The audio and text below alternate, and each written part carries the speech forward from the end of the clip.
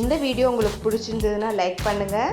இதுவரைக்கும் அன்னை சமையல் சேனலை சப்ஸ்கிரைப் பண்ணலன்னா ரெட் கலர் சப்ஸ்கிரைப் பட்டனை கிளிக் பண்ணுங்கள். தேங்க்யூ. அன்பு நண்பர்களே, அனைவருக்கும் அன்னை சமையலின் அன்பான வணக்கங்கள். இன்னைக்கு அன்னை சமையலில் நம்ம பார்க்க போகிற ரெசிபி தக்காளி குருமா. வாங்க எப்படி செய்யறதுன்னு பார்க்கலாம். கடாயில் தேவையான அளவு எண்ணெய் ஊற்றி வச்சுக்கோங்க. முதல்ல ஒரு டீஸ்பூன் கடுகு, அரை டீஸ்பூன் உளுந்தம்பருப்பு, கொஞ்சம் கருவேப்பிலை, ஒரு பெரிய வெங்காயம்,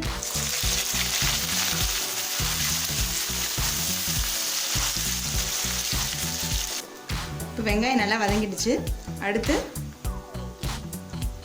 2 பச்சை மிளகா, 1 டேபிள் ஸ்பூன் இஞ்சி பூண்டு விழுது,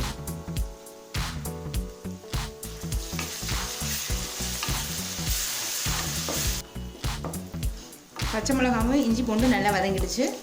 இப்போ அடுத்தது தக்காளி சேர்த்துக்கலாம். 3 தக்காளி. இது தக்காளி குருமான்றனால தக்காளி கொஞ்சம் அதிகமாக தான் போட்டுக்கணும். தேவையான அளவு உப்பு சேர்த்துக்கோங்க.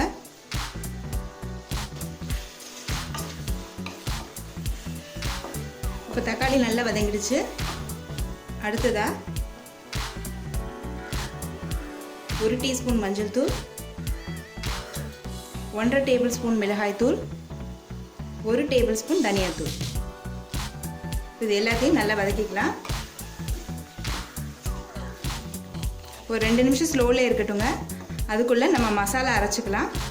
இப்போ மசாலா அரைக்க தேவையான பொருட்கள்: 1/2 கப் தேங்காய் துருவல், 1 டேபிள் ஸ்பூன் சோம்பு, 1/2 டேபிள் ஸ்பூன் பொட்டுக்கடலை, 2 பட்டை.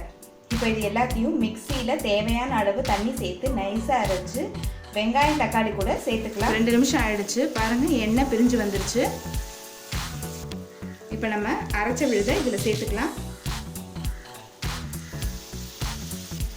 கூட கொஞ்சம் தண்ணி சேர்த்துக்கோங்க. நல்லா கலந்துக்கோங்க.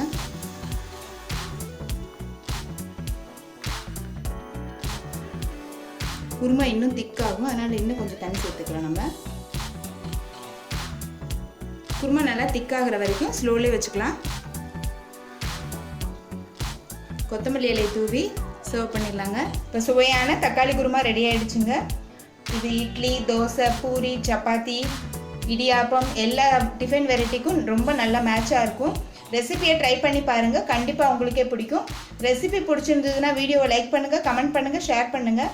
இதுவரைக்கும் அன்னை சமையல் சேனலை சப்ஸ்கிரைப் பண்ணலாம், சப்ஸ்கிரைப் பண்ணுங்கள். தேங்க்யூ.